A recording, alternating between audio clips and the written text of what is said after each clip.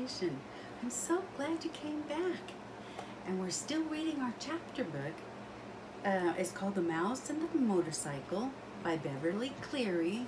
And if you haven't followed along with it, you might want to go back and watch the other videos so that you know what's happening, okay? Because we are on chapter 10. And chapter 10 is called An Anxious Night. Anxious means there's something really frightening, something scary, something that makes you nervous, very nervous, okay? So let's see what happens. At first, Ralph's scheme worked. Keith delivered the promised bacon, toast, and jelly. The mice ate sparingly and laid aside the leftovers against the day Keith must leave the hotel. Ralph's mother continued to worry about tipping room service. "I want to do the right thing," she insisted. "There must be some way we could manage a tip." The mice dared not leave the nest to search for small coins that might have rolled under beds or dressers. It was late in the afternoon when Ralph heard Keith and his parents returning to their rooms. Very quietly, so that his toenails did not make scrabbling sounds in the woodwork, he slipped to the knothole and peeked out in time to see Keith flop down on the bed. "Do I have to go down to the dining room for dinner?"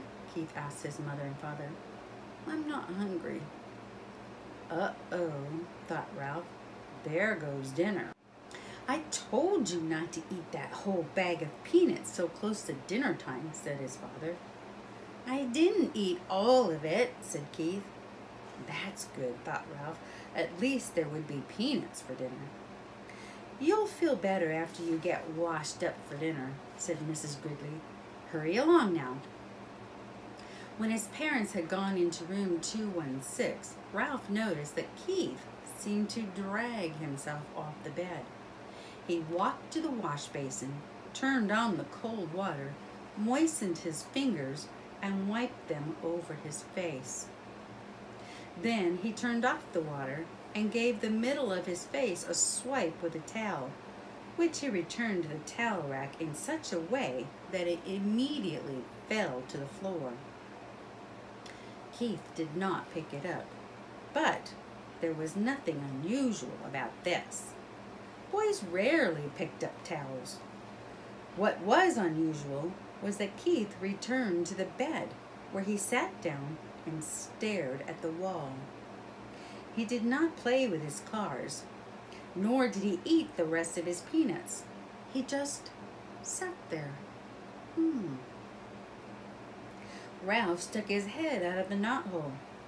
"Anything wrong?" he asked. "Oh, hi," answered Keith listlessly.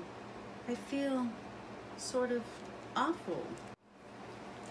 "Say, that's too bad." Ralph ventured a little farther out of the knothole. "I know what you mean. Thinking about the motorcycle makes me feel awful too." "It's not that kind of awful," said Keith. "I feel awful in a different way, sort of in my insides." "Think you'll make it to dinner?" asked Ralph. "Oh, I guess so." There was no enthusiasm in Keith's voice. "Anything I can bring you?" "Whatever is handy," said Ralph, who hesitated to place an order when he could see Keith did not feel like going to dinner at all. "We are sort of depending on you. The housekeeper found all those sheets I had to chew through to get out of the hamper, and I understand she got pretty excited about mice. We are lying low until the whole thing blows over."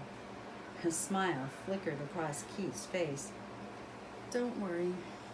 I won't let you down. I saved you some peanuts. I thought they might be handy for storing." "Gee, thanks," said Ralph. Keith got slowly off the bed and poked the peanuts one by one through the knothole.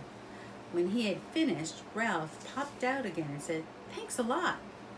Keith smiled feebly and flopped down on the bed once more. Ralph went to work moving the peanuts away from the knothole to make room for whatever dinner Keith brought. He felt it would be fun to be surprised by the menu this time. It was something of a shock to find that dinner, which was stuffed through the knothole much earlier than Ralph expected, consisted of a couple of broken soda crackers. Ralph poked his head out to see if more was coming, but Keith was getting into his pajamas. "Aren't you going to bed pretty early?" asked Ralph, realizing he had not heard Keith's parents come in. "I felt so awful I couldn't eat, so they told me I had better come up and go to bed." Keith tossed his shirt on the foot of the bed and pulled on his pajama top. When he had emerged, he said, "I'm sorry about your dinner. It was the best I could do. All I had was a little soup." "That's all right." Ralph was beginning to be concerned. If the boy could not eat, neither could the mice. Keith fell into bed, and Ralph ran off to report the news to his relatives. "What a shame," said Ralph's mother. "The poor boy." "Oh dear, whatever shall we do?" cried Aunt Dorothy. "Our very lives depend on him." The little cousins huddled together, big-eyed and frightened. "Yes, what about us?" asked Uncle Lester. "How are we going to manage if he doesn't bring us our meals? It isn't safe for us to go out pilfering when the housekeeper has declared war on mice." "I knew it was a mistake to depend on people," said Aunt Sissy. "We'll manage somehow. We always have." Ralph's mother was trying to be brave, but Ralph could see how worried she was. After all, he did bring us a supply of peanuts. We should be grateful for that. "He didn't bring many peanuts." Uncle Lester did not sound the least bit grateful.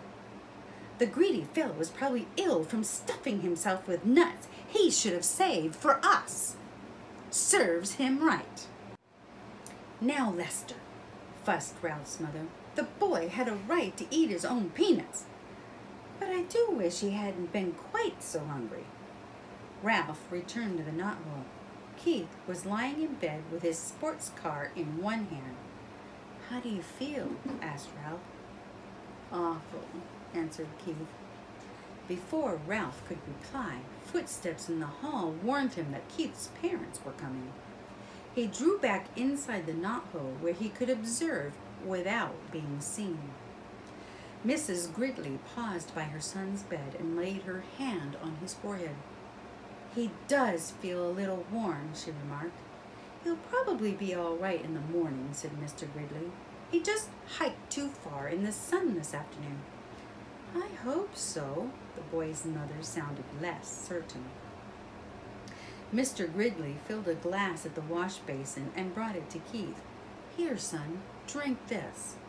When Keith had drunk the water, he fell back on the pillow and closed his eyes. His parents went quietly into room 216. When it was good and dark, Ralph ventured through the knothole. He could hear Keith breathing deeply and knew that he was asleep.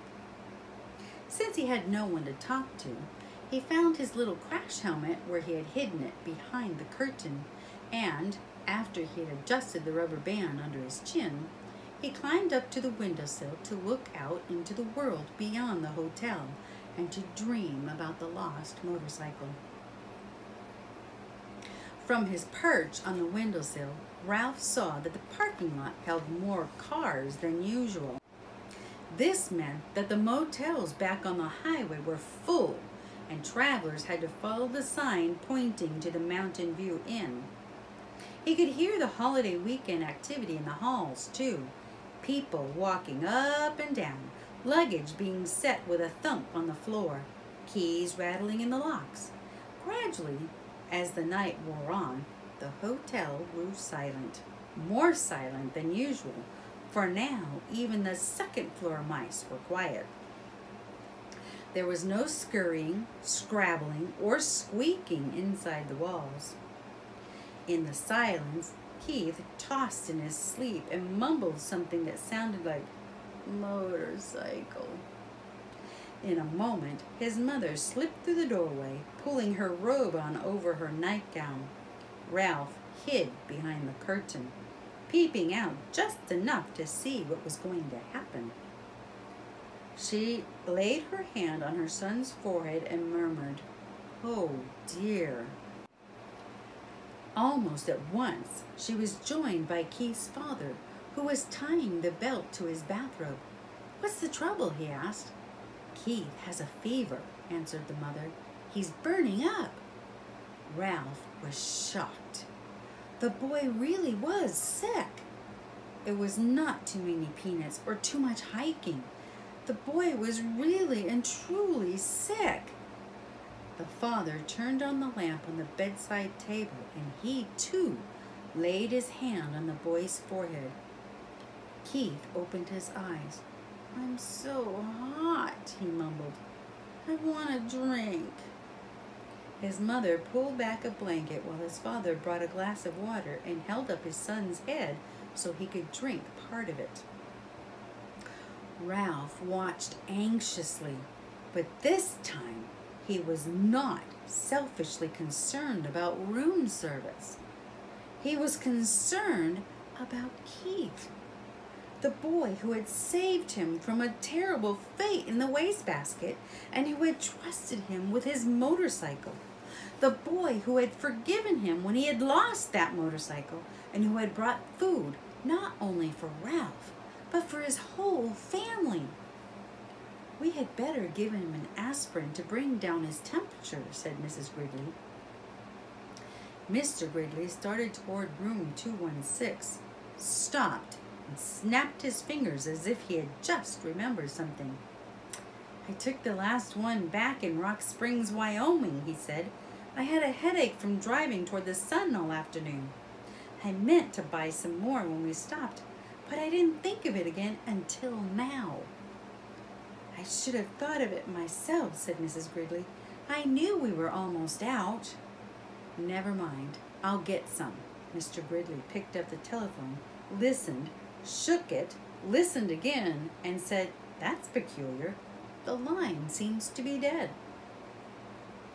"They must disconnect the switchboard at night," said the mother.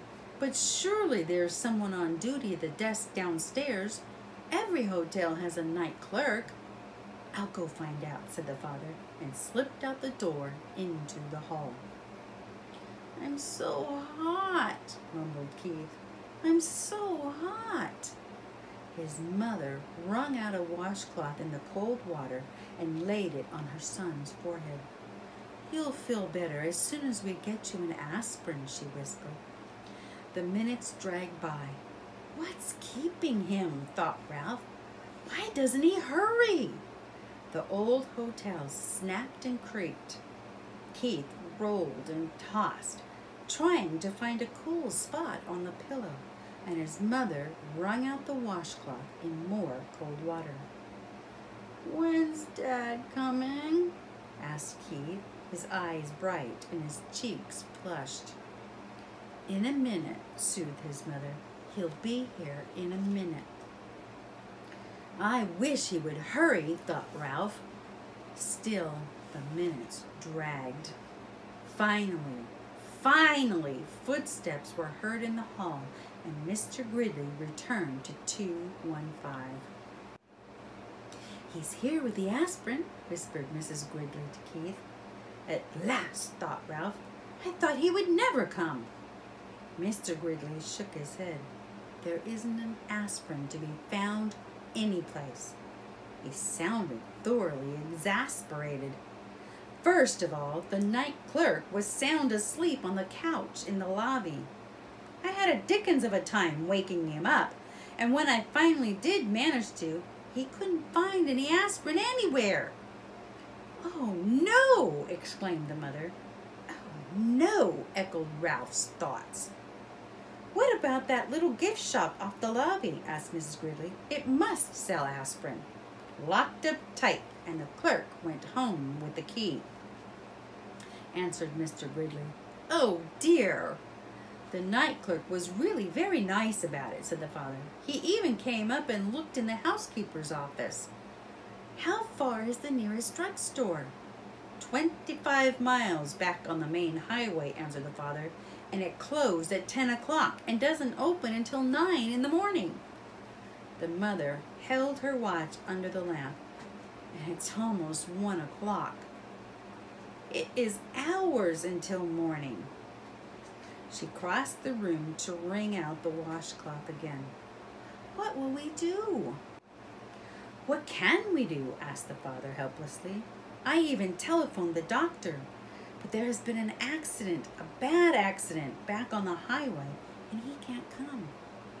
The night clerk said he would telephone the milkman before he starts his route at 6 and ask him if he can bring some aspirin. But he won't get here until 7 or later. All we can do is wait. Keith tossed under the washcloth. Mom, I think I'd like to sleep now, he muttered thickly. I guess that is all you can do, said his mother, and bent over to kiss his hot forehead before she turned out the light. Ralph did not even wait for the boy's parents to leave the room. As soon as the light was out, he leaped silently to the carpet, and by the time they had gone through the doorway into 216, he had hidden his little crash helmet behind the curtain and was halfway through the knothole. Somewhere, someplace in that hotel, there must be an aspirin tablet, and Ralph was going to find it.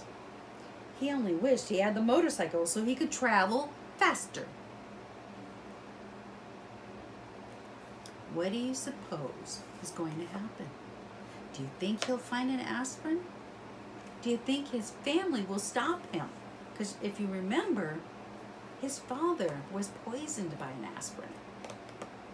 I don't know. That's the end of our chapter, though. So we have to wait until next time to find out if he finds an aspirin. If you're enjoying this story, though, be sure to hit the like button, subscribe, and hit the notification bell so you're notified when the next video is posted.